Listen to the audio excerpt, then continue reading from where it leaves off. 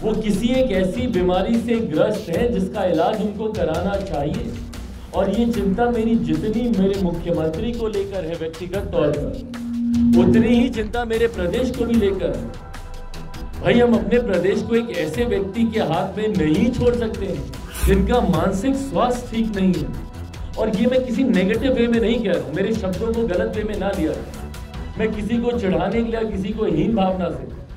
और आज की तारीख में भैया मानसिक स्वास्थ्य को लेकर चर्चाएं शुरू हुई हैं और ये होनी चाहिए, ये छुपाने वाली बातें नहीं है। तो मैं केंद्र सरकार से मैं मांग करता हूं कि बिहार में राष्ट्रपति शासन लागू करे और मुख्यमंत्री को हर संभव मेडिकल सेवा जो उनको देने की जरूरत है उनको दी जाए। राष्ट्रीय ही नहीं अंतरराष्ट्रीय स्तर पर जिस तरीके से बिहार और बिहारियों को अपमानित होना पड़ा, हल्के में दिया गया या जुबान फिसलने वाला ये बयान नहीं। अगर ये बयान होता तो पुनः इसको विधान परिषद में दोहराया नहीं जाता। ये सोचा समझा बयान, और वो इस बयान को मानते थे कि वो सही बोल रहे हैं। हम उस प्रदेश से आते हैं जहां पर हम अपने पिता के सामने नजरें मिलाकर बात नहीं करते।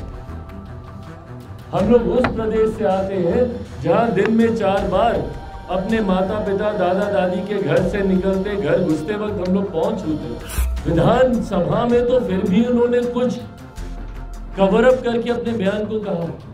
विधान परिषद में तो जिस एक्सप्लिसिट वे में उन्होंने इस बयान को दिया है, आप सुन नहीं सकते ये बयान।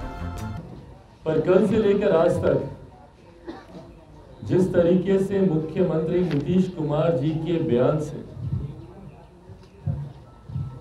पूरा प्रदेश शर्मसार हुआ है और राष्ट्रीय ही नहीं अंतरराष्ट्रीय स्तर पर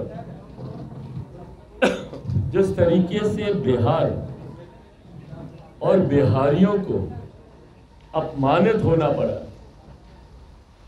हम सब बिहारी हैं और हम सब के परिचित कहीं ना कहीं दूसरे राज्यों, दूसरे देशों में रहते होंगे।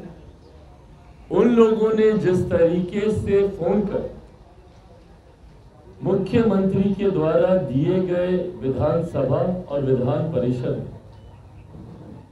उनके बयान से बिहारियों की छवि को जो नुकसान पहुंचा है, जिस तरीके से हम लोगों का मजाक देश के दुनिया के सामने बना। आज तक तो हम लोग को शर्मसार होना पड़ता था कि भैया लोग चढ़ाते थे हम लोग को बोलकर के अरे देखो तुम उसी राज्य से ना हो जहां पर पुल हवा में गिर जाता है, जहां बांध चूहे कुतर जाते हैं, जहां के मुख्यमंत्री लैंडलॉक्ड राज्य होने की वजह से बिहार में उद्योग लगाने से मना कर देते हैं और देश भर में बिहारियों को मजदूर बनाकर लेबर प्रोड्यूसिंग स्टेट के तौर पर बिहार का नाम कर दिया गया है।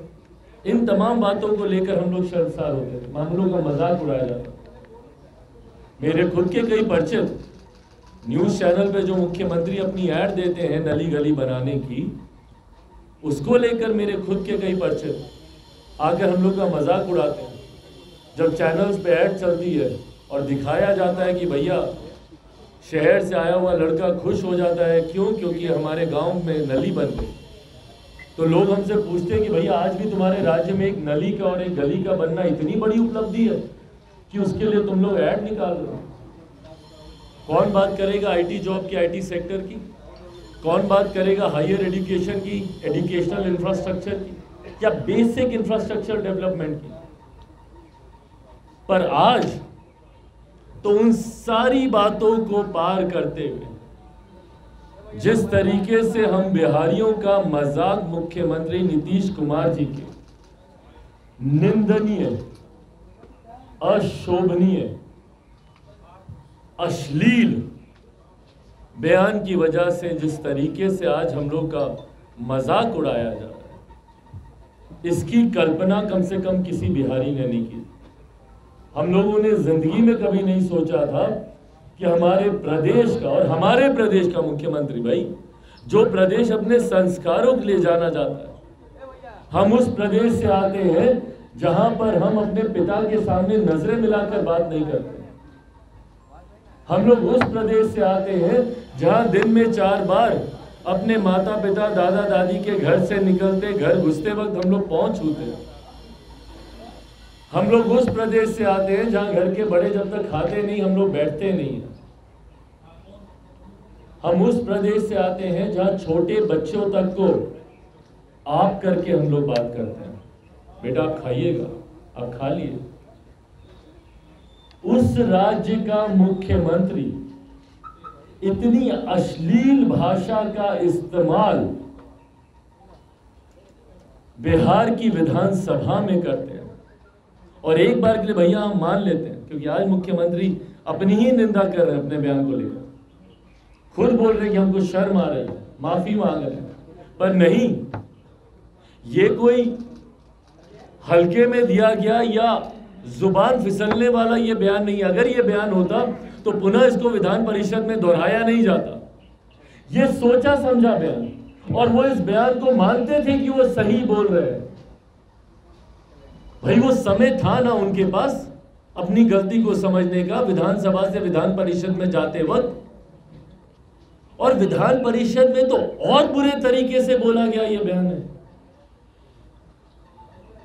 विधानसभा में तो फिर भी उन्होंने कुछ कवर अप करके अपने बयान को कहा।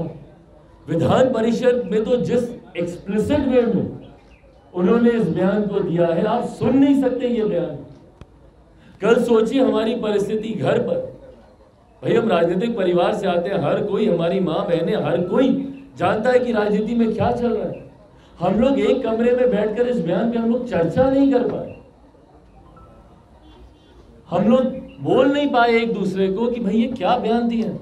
एक प्रदेश का मुख्यमंत्री ऐसी भाषा का इस्तेमाल करता है कि आप घर परिवार के लोगों के साथ आप उसको बोल नहीं पाए। आज हम इतने असहज हैं, हमारे आसपास महिलाएं मौजूद हैं, और हम एक कैसे बयान पर हम लोग चर्चा कर रहे हैं। इतने न्यूनतम स्तर पर बिहार की राजनीति को मुख्यमंत्री नीतीश कुमार जी ने लाकर खड़ा कर दिया,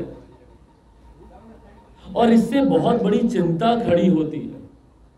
देखिए, आज तक मैंने मेरे मुख्यमंत्री नीतीश कुमार जी के बारे में कभी कोई व्यक्तिगत टिप्पणी नहीं किया, पर आज एक बिहारी होने के नाते और एक ऐसा व्यक्ति होने के नाते जो संभवतः मेरे पिता की उम्र के हैं, बुजुर्ग हैं, उनको लेकर मेरी चिंताएं हैं। आज पहली बार मुझे लगता है कि संभवतः उनको लेकर जो आम बोलचाल में जो चर्चाएं चल रही हैं, जिनको अभी तक मैं र्यूमर्स मानता था, अफवाहें मानता था, पर क्या वो बातें सही में सत्य हैं? क्या सही में उनके स्वास्थ्य को लेकर, मानसिक शारीरिक मुझे नहीं पता, पर क्या चिंता होनी चाहिए? होनी चाहिए।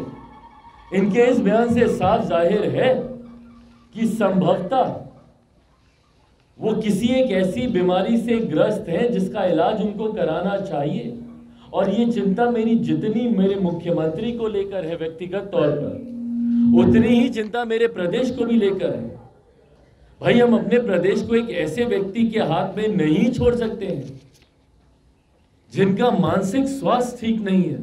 और ये मैं किसी नेगेटिव वे में नहीं कह रहा हूं, मेरे शब्दों को गलत वे में ना लिया जाए, मैं किसी को चिढ़ाने के लिए, किसी को हीन भावना से। और आज की तारीख में भैया मानसिक स्वास्थ्य को लेकर चर्चाएं शुरू हुई हैं, और ये होनी चाहिए, ये छुपाने वाली बातें नहीं है। कितने बड़े बड़े एक्टर्स हैं जो खुलकर अपने मानसिक स्वास्थ्य की आज की तारीख में चर्चा कर रहे हैं। और ऐसे में अगर मेरे मुख्यमंत्री भी किसी ऐसी मानसिक बीमारी से ग्रस्त है या संभवतः शारीरिक बीमारी से जिसका असर, जिसका दबाव उनके दिमाग पर जा रहा हो, उस पर चर्चा होनी चाहिए। और ये जिम्मेदारी उनकी पार्टी की बनती है, और एक बिहारी होने के नाते बिहारियों का अधिकार है इस बात को जानने का कि क्या गलत है हो रहा है हमारे मुख्यमंत्री के साथ, क्यों इस तरीके से रह रहकर उनके स्वास्थ्य को लेकर बाहर में अफवाहें सामने आ रही हैं।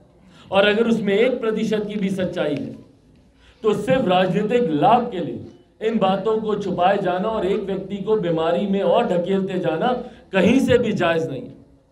उनके आसपास के उनके शुभचिंतक जितने भी हैं, मैं उनसे आग्रह करूंगा भाई अगर जरूरत है तो इलाज कराएं।